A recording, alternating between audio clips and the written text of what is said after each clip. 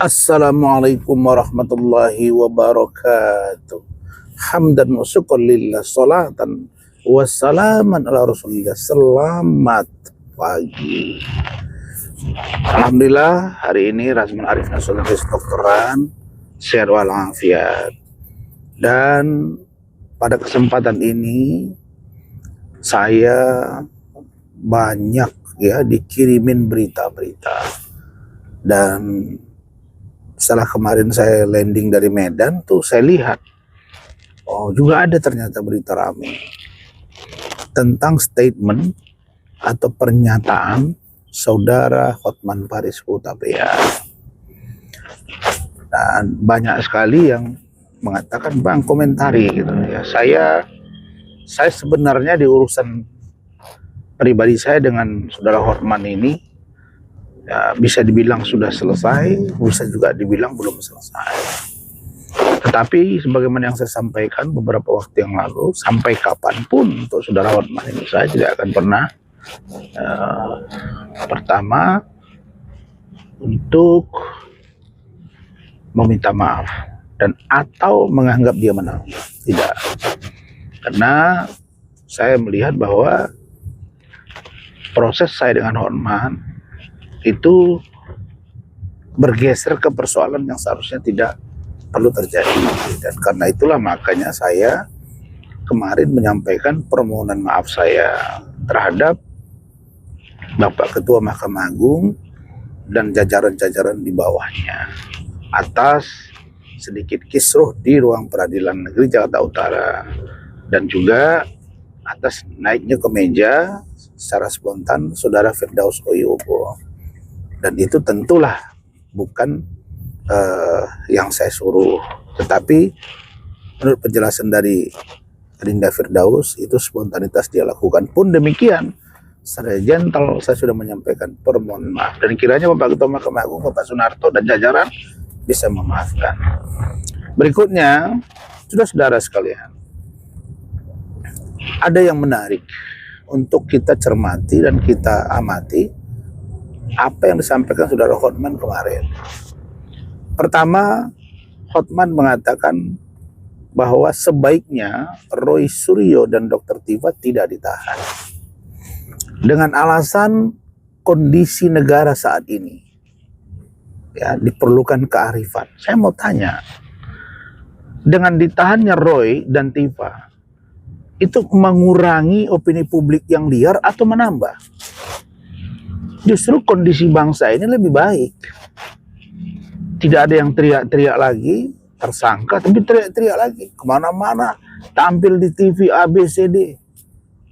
Belum lagi pengacaranya yang cuap-cuap terus. Nah, artinya bahwa dengan ditangkap dan ditahan, bahwa akan berkurang opini publik dan membuktikan bahwa Polri benar-benar menjalankan tugas dan kewenangannya. Dan pernyataan untuk proses penangkapan dan penahanan dimaksud juga sudah dijelaskan oleh Bapak Kapolri. Untuk apa? Dalam rangka persiapan untuk menyerahkan ke kejaksaan guna berikutnya disidangkan di pengadilan. Jadi proses penangkapan dan penahanan itu hal yang lumrah dan yang biasa. Apalagi ancaman hukumannya di atas 5 tahun. Jadi untuk rakyat Indonesia tidak usah kita menganggap bahwa ini ada kriminalisasi. Tidak ada kriminalisasi di sini. Jadi maju terus Bapak Kapolda Metro, jajaran Bapak Kapolri, Pak Wakapolri, Pak Kabareskrim, Pak Wakabareskrim, dan jajaran-jajaran di bawahnya terus maju. Karena kita ini pendukung Polri yang kita tahu bahwa Polri senantiasa menjunjung tinggi azas praduga tidak bersalah dan menegakkan hukum sesuai dengan koridornya, yang kita sebut dengan Polri presisi. Berikutnya lagi apa yang menarik? Hotman mengatakan bahwa Kapolri Bapak Listio Sigit Prabowo itu sejak masih kapten itu Hotman ini katanya sudah jadi pengacara Bapak Prabowo. Pertanyaannya, apa hubungannya apa hubungan Kapten atau AKP Bapak Listio Sigit Prabowo dengan kasus ini? Dan Anda bawa lagi hubungannya dengan Bapak Prabowo. Inilah yang juga terjadi di ruang persidangan kami kemarin. Ini maksudnya apa? Ini maksudnya bahwa gua nih pengacara Bapak Prabowo, itu masih kapten, aku udah pengacara.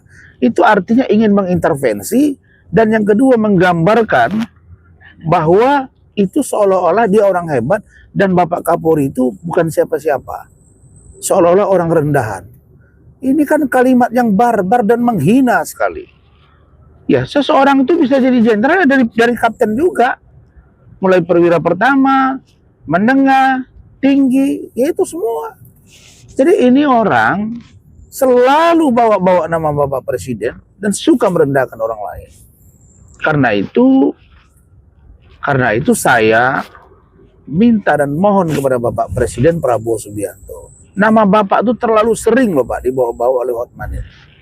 Di persidangan saya dibawa-bawa sampai di ruang sidang. Yang mulia, Pak Presiden Prabowo itu 3 jam di pesta anak saya. Saya tanya waktu itu, apa hubungannya Anda bicara itu? Jadi ini ada upaya untuk, menurut dugaan saya, untuk bagaimana orang takut kepada dia dan orang tidak siapa-siapa. Hotman, kau bukan siapa-siapa. Ya, saya udah bilang sampai kapanpun kau nggak siapa-siapa di mata saya. Iklim hakim divonis bersalah kok. Artinya apa? Bahwa langkah yang dilakukan Hotman ini adalah mau menggambarkan seolah-olah bahwa dia itu menganggap Pak Kapolri itu rendahan, dia udah hebat. Dan dia minta untuk dilakukan tahanan kota atau tahanan rumah atau tidak dalam tahanan. Apa urusannya dengan Anda? Apa Anda ini jadi relawan Roy? Setahu saya bukan juga pengacara Roy. Nah, jadi ini selalu mengambil suasana seolah-olah Anda itu selalu tampil. Nah, sekarang kita minta untuk saudara ya mengoreksi dirimu, dan kita berharap Bapak Presiden tolong nih, tegur ini manusia satu ini yang suka membawa nama presiden. Nah, kemudian dalam hal proses penegakan hukum, saya ingin katakan bahwa kita sebagai warga negara punya kewajiban untuk menjaga harkat martabat seseorang, apalagi mantan presiden. Ya, saya selaku Ketua Umum kami Jokowi Gibran juga berkomitmen untuk tetap mendukung Bapak Jokowi Gibran.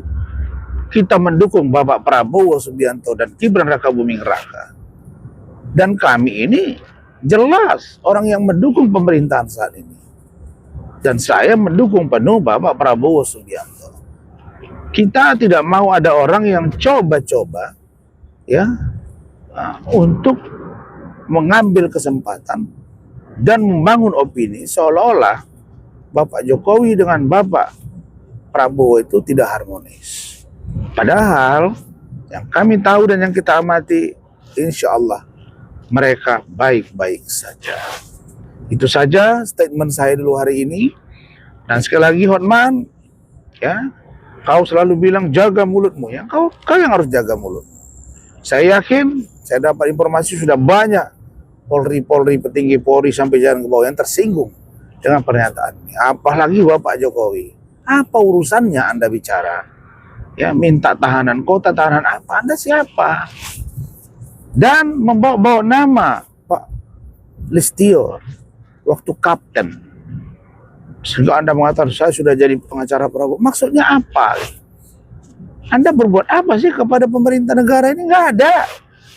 Kalaupun Anda pernah jadi pengacara Pak Prabowo, orang semua punya, aku juga banyak pejabat-pejabat klien aku dulu, tidak perlu diungkap-ungkap itu. Jadi saya berharap Bapak Prabowo untuk bisa menegur yang bersangkutan, untuk tidak selalu membawa-bawa nama Bapak Presiden. Karena itu kita ini cinta Bapak, karena kita rakyat Indonesia memilih Pak Prabowo dengan 58%. Saya kira itu saja. Terima kasih. Dan terakhir, saya mengucapkan selamat ulang tahun kepada Bapak Insinyur Haji Joko Widodo, Presiden ke-7 Republik Indonesia, di usia yang 65 tahun. Semoga Bapak sehat walafiat, dijaga oleh Allah, dan senantiasa memberikan kontribusi pemikiran yang konstruktif kepada bangsa dan negara yang kita cintai. Demikian, Wassalamualaikum warahmatullahi wabarakatuh. Selamat siang.